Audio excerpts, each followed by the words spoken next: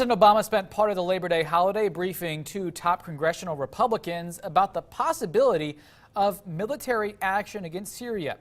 Indiana lawmakers say they are pleased to see the president asking Congress's approval, but as News 18's Kelly Roberts reports, they also say more questions need answers. It will be a week until Congress can give President Obama an answer of whether they approve of military action against Syria. State Senator Ron Alting says the answer will come more than a month late. Once we knew that there was chemical warfare, which was about 3 weeks ago, close to the 2nd of August, then what I would have done would have called Congress back in. They are getting paid.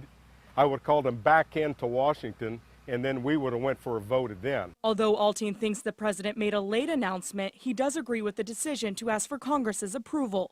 That opinion is being echoed by other legislators. In a statement, U.S. Representative Todd Rokita says, "I remain skeptical of intervention in the Syrian conflict at this time, as I do not see a clear and imminent threat to the United States." The president, to his credit, has agreed to seek authorization and make his case to Congress to engage in the Syrian conflict that has entangled an entire region. Senator Joe Donnelly says, "I support President Obama's decision to seek congressional approval. Like all Hoosiers, I strongly condemn the use of chemical weapons and am carefully reviewing proposed options for ongoing humanitarian assistance and possible military action." And Senator Dan Coates says the president's decision to set a red line with Syria while failing to have a long-term strategy in place unfortunately has left the U.S. without any good options. I am pleased, however, that President Obama is seeking authorization from Congress for potential military action in Syria so the American people can have a voice in this debate. Alting says once the decision is in the hands of Congress, there are still a lot of discussions to have. What happened in Syria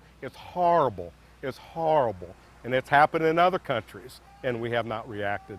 I think we need to think long and hard in 2013 of where we're going in the future in solving everyone's challenges. And that's not a sign of weakness. I keep seeing the arguments on this. It's a sign that America might be getting smarter as well as getting stronger. Congress will reconvene September 9th. Kelly Roberts, News 18. Today, a French intelligence report stated at least 281 people died in an attack last month by the Syrian government using chemical weapons. The French president has backed President Obama's call for a military strike against Syria. Meanwhile, Syrian President Bashar al-Assad says the U.S. and France have not proved that chemical weapons have been used, and military action could trigger a regional war. To read the statements from both the Indiana lawmakers in full, go to WLFI.com and click on this story.